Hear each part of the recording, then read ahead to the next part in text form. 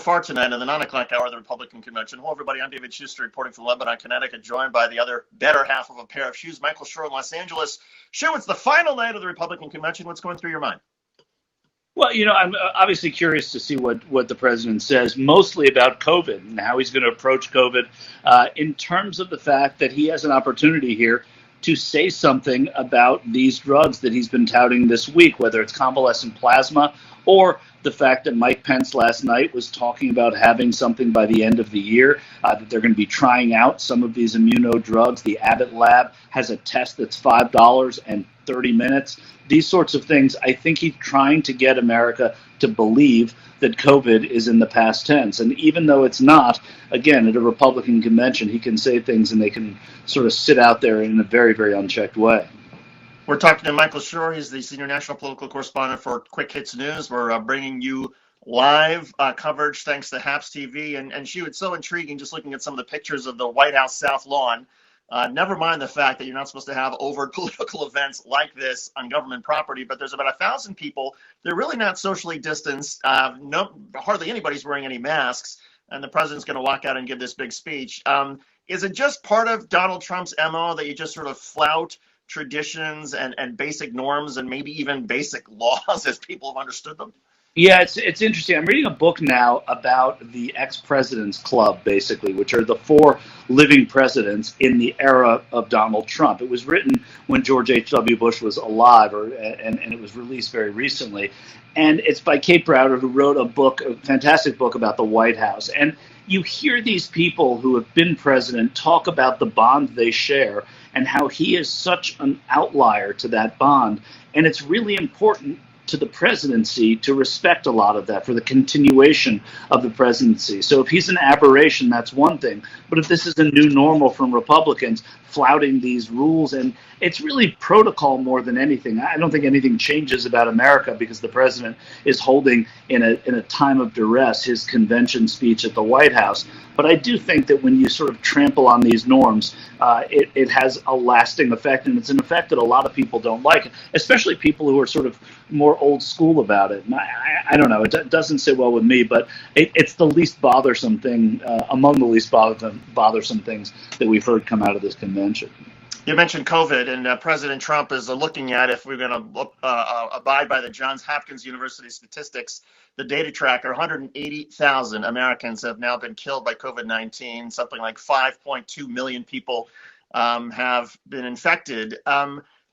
Shu, is there a possibility that the president can somehow, I suppose, come around and say, look, we know that we've had a horrible time with this. We know that this virus has been unfair, but here are all the different things that we're doing to beat this thing, and we will beat it because we're America, and somehow turn this around? Turn it around in 68 days, I don't see turning it around in that way, but I certainly think that rallying support is possible. The problem the president has is getting, he has his believers. He has that impenetrable band of support that is behind him. The problem that he has is wooing new voters, and I think that act has worn thin with independent voters or voters who gave Donald Trump a try in 2016 because they either didn't have a favor to Hillary Clinton, or they wanted to try his get the bums out attitude. But now I just don't see that working as well. But look, if there is a vaccine within the next 20 days, certainly that's going to impact the election. Shu, I'm going to ask you one more question before we let you go, and that is, obviously, this is an inflection point, I suppose, for this campaign with 68 days. The next big one will come with the presidential debates. There was some chatter from House Speaker Nancy Pelosi suggesting that Joe Biden should not participate in the debates because she doesn't think Donald Trump can tell the truth. Joe Biden came back and said, no, I will be a fact checker. What do you make of how the Democrats played that today? Yeah, look, I see why Nancy Pelosi and some Democrats would say that. I think tactically it's wrong. It seems like you're running scared. He's already getting so much criticism for operating a campaign out of a basement, and that's been successful for him. You have to give him that. But I do think that you have to have at least one debate. I don't think there need to be 3. I think one would be illustrative enough of the fact that the president doesn't play well with the facts. And if Joe Biden can use it to his advantage and be a fact checker. That's one thing. But Donald Trump has proven that he knows how to work the camera. And Joe Biden, to me, is not. I mean, I find him to be a very impressive guy. I like Joe Biden. He's never been, to me, one of the great debaters. And I think that he could run into a little bit of a problem. He did well with Bernie Sanders in the last debate they held. But I think he has to debate, David, and I don't think nobody's going to think about whether or not the strategizing, the debate over strategy went nowhere. It's not going to matter to a single voter, but he should debate. Shu, finally, before we let you go, David Ben-Aim has just texted, wants to know what's the name of the book you were talking about. It's called, I believe, Team of Five. Team of Five. And who wrote it? Kate Browder, Browder. Yeah. All right, David Ben-Aim, you can get it on Amazon, I'm sure. Michael Schur. No, but you can also get it on Bookshop. Wait, you can get it. You can get it on bookshop.org, which is better because you're buying it from an independent bookstore in America. Bookshop.org. Well said. Well said. Bookshop.org. Michael Schur, he covers all things politics and so much more. You can see him every day on Quick Hits News. Subscribe to our YouTube channel. Shu, thanks for doing this. We appreciate it. I'm going to hang up with Michael Schur, and then we're going to go to try to go to Robert Ray, who is in Lake Charles, Louisiana, the latest on what is happening in the aftermath of Hurricane Laura. And as soon as I can close this out, there we go. The latest with Hurricane Laura is that up to 30% of the entire state of Louisiana is without power tonight. We're talking literally hundreds of thousands of people, maybe millions of people who don't have power. The storm did not sit as long along the Gulf Coast as, say, Hurricane Katrina did 15 years ago. So the good news with all of that is that there was not as much, perhaps, intense flooding as Hurricane Katrina brought. But you still have a situation where incredibly strong winds have brought power lines and tree limbs down all over the place. And that's, of course, causing the power outages, and then there have been tornadoes that have been spawned off. There have been problems in Arkansas and other states. So we're going to join Robert Ray, who's in Lake Charles, Louisiana, covering the hurricane for us in just a moment. The other big story in terms of natural disasters that's happening is that in California, the firefighters have gotten a little bit, pretty decent news. Pretty decent news from the firefighters in terms of the weather in California, because the weather has cooled off a little bit, and as a result, the firefighters are able to get a little bit more control. I think I do see Robert Ray now on this feed. Robert, you look a little dark, but can you hear me? David, I can hear you good. Let me pop in the car and see if I can. That's all right. I mean, look, it just being able to hear your voice is great. Robert Ray is in Lake Charles, Louisiana. Where, essentially the epicenter where Hurricane Laura came in last night. First of all, Robert, what have you seen today, and what jumps out at you? Well, let me tell you, today has been just sort of looking at Lake Charles and the devastation. Most people left, which is good, and then a lot of people came back in to find that their homes are, in shambles. A lot of the businesses are in very bad shape. So I spent most of the day doing that. I was up until, about 6:15 a.m. Central Time last night, covering the hurricane. The eye walls came through here, which were crazy. But right now there's no power here, David, and no running water. So I've got my vehicle running. I'll just kind of give you an idea. I'm going to step out. It might be a little dark, but step out and give you a feel for what's going on.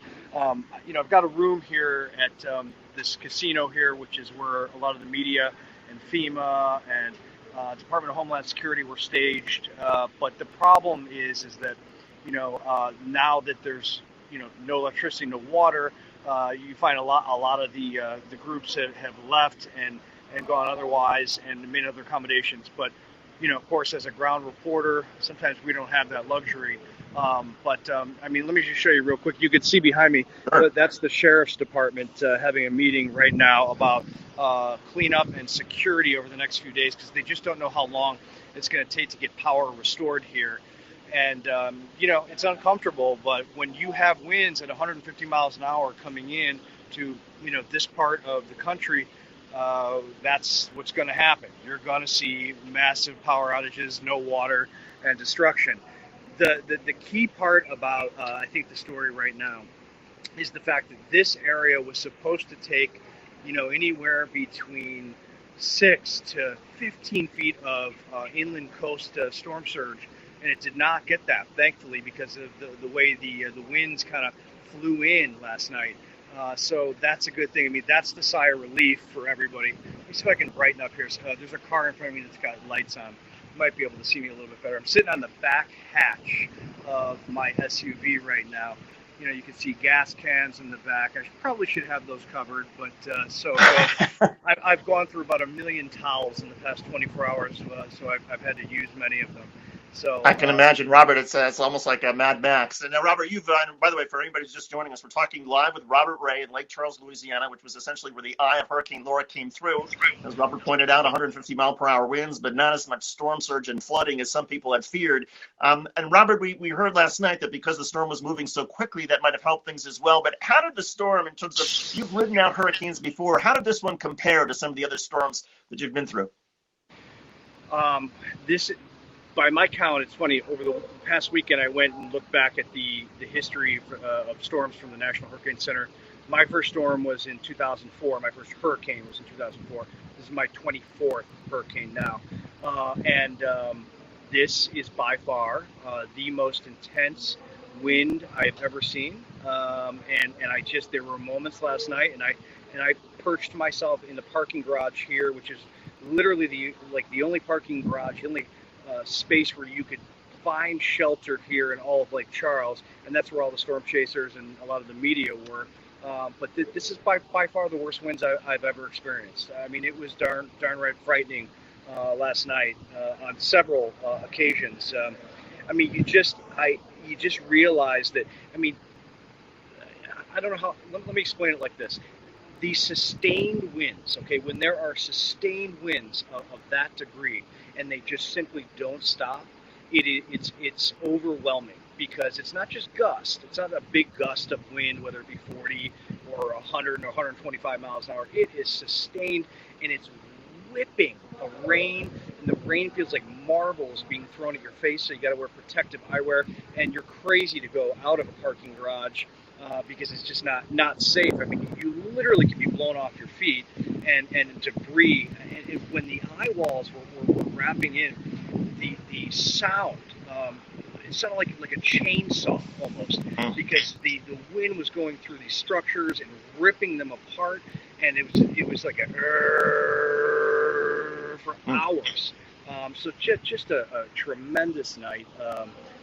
Yeah, Robert, I told my family and friends through the years that after covering Hurricane Katrina back in 2005, I mean, the parts where my family and friends could see me back when I was at MSNBC during the storm was, before the storm got really intense, because it got to a point where the winds kicked up above 100, 120 miles per hour.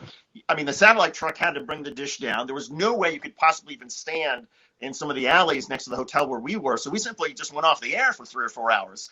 And it's that strong. And in fact, most of what people would see, whether it's on the Weather Channel or CNN, people are protected or shaded, I assume, by a building. But even then, people are not out in the midst of it at its worst, right?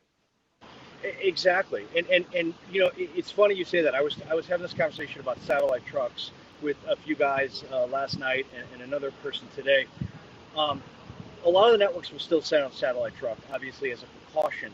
But the beauty of covering these storms now is that, we have these little boxes called live views, or even our phones, for that matter, that hit a Wi-Fi or just data, like we're doing right now. I'm on just data. I'm not even on Wi-Fi. That can get the actual visuals out, it's just changed the game. Because as you know, before, even 10 years ago, you'd have to stick that satellite truck behind a concrete structure, and sometimes that dish would go up, and sometimes it wouldn't, based upon how ornery the satellite operator was, which we all know they're very ornery.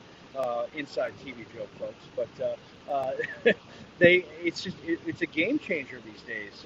But it's amazing. Speaking of that, last night, throughout all the hell and the havoc going on here, I kept a really good bars. I'm on LTE right now, even though there's no power in the area. And last night I actually had 5G, believe it or not. So pretty crazy. That is amazing. Well, and I remember, look, one of the challenges that everybody had, after Katrina, and this is, again, the technology is so different, is that because all the internet went down, cell phone towers went down. And so literally one of the first things that rescue crews did is they tried to, not only is they're trying to put back electricity, but they're trying to establish a temporary sort of cell tower so that even the emergency crews can have some sort of communication. Perhaps it sounds like the relief crews have a little bit of advantage this time because of the technology you've been speaking of. But Robert, I got to ask you about all the damage from those winds. Has it been very difficult to get around simply because of how much damage has been caused in Lake Charles and roads blocked and trees down? Not really, which is the surprising part about it. I mean, had the water come in as expected, this would have been a completely different story. I wouldn't have been talking to you right now. I mean, we all would have been in a really perilous situation, and thankfully we're not. But no, I spent all day, roaming around, telling stories. Today I did as lives, look lives. I did a package. Went through neighborhoods. Went through some of the business district as well. And I mean, yeah, there are huge pine trees that are down and on top of structures and everything like that. But it's amazing how quickly, I'd say by like 2 o'clock this afternoon, you had a ton of utility crews and wood choppers coming in and just zapping things, and also the community. A lot of people here have their own gear, and people are out there with chainsaws, ripping up trees and moving them to the side so that people could get down roads. So that's the surprising part about what the aftermath of this is, because the National Hurricane Center was calling this an unsurvivable situation, which is not a term that they normally use.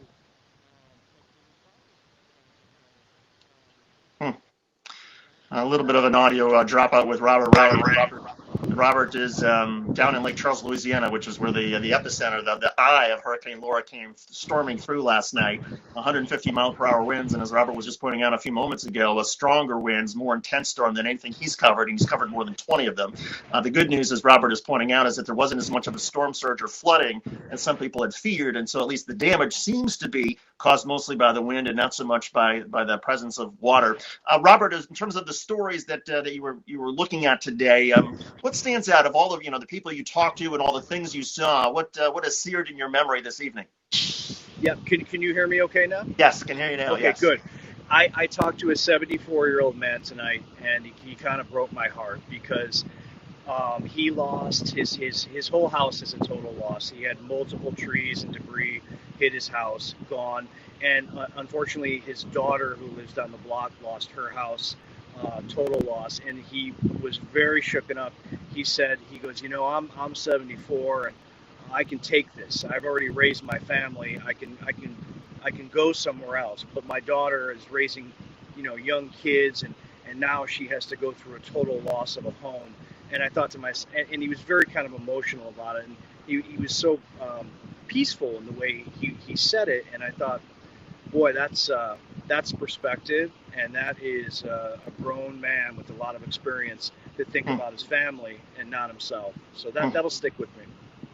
Robert, are many people wearing masks amidst all the recovery? I mean, we just, Quick Hits News today, we were putting out 180,000 Americans have now died, according to Johns Hopkins coronavirus tracking. There's, obviously a big political event tonight at the White House. President Trump is delivering his speech to cap the Republican convention. Every indication that people are essentially not socially distancing on the South Lawn. They're not wearing masks. And I assume just trying to project as if, well, the worst is behind us. But we've seen in the past that when storms come through, people lose electricity. When their priorities are not COVID, they maybe drop their guard in terms of trying to protect themselves. What have you seen with that? Yeah, David, really good point, and something I've thought about all day today. The guard is dropped.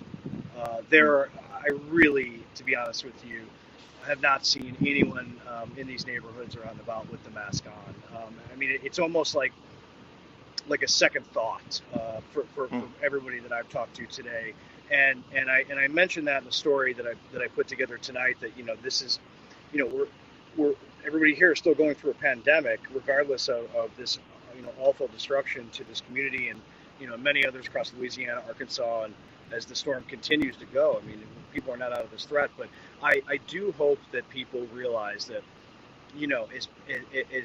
as bad as a natural disaster is, that is also a time where maybe people get a little bit closer to each other when they're speaking. There is also, there's a lot of hugging because of how distraught people are, a lot of conversations about, what's happening. And then people do let their guard down. I have not seen a lot of masks. So I let's hope that a natural disaster doesn't. We're talking with Robert Ray. He's one of our road warriors on Quick Hits News, which is the daily broadcast we put together. We put it on YouTube and LinkedIn and Facebook and all sorts of other platforms. We go round robin with our journalists and talk to journalists in the field like Robert Ray about the top stories across the United States and around the world. Robert also files stories for the Washington Post and all sorts of other news organizations as well. And Robert, where can people find your coverage of Hurricane Laura tomorrow and the day after? Doing work for the Weather Channel and also a European network. That's primarily the place. And Twitter. I'm sometimes active on Twitter, sometimes not. Last night I was quite active, and it's interesting. You post some radical storm videos, and it seems like everybody wants to, at least networks and everything. They want to share that video, and I can't really do that when you're working for someone. So, Right. that's the way it goes. Well, Robert, are you going to be flying? Do you have your drone with you? Are you going to put that up in the air tomorrow to try to get another bird's eye view of the damage?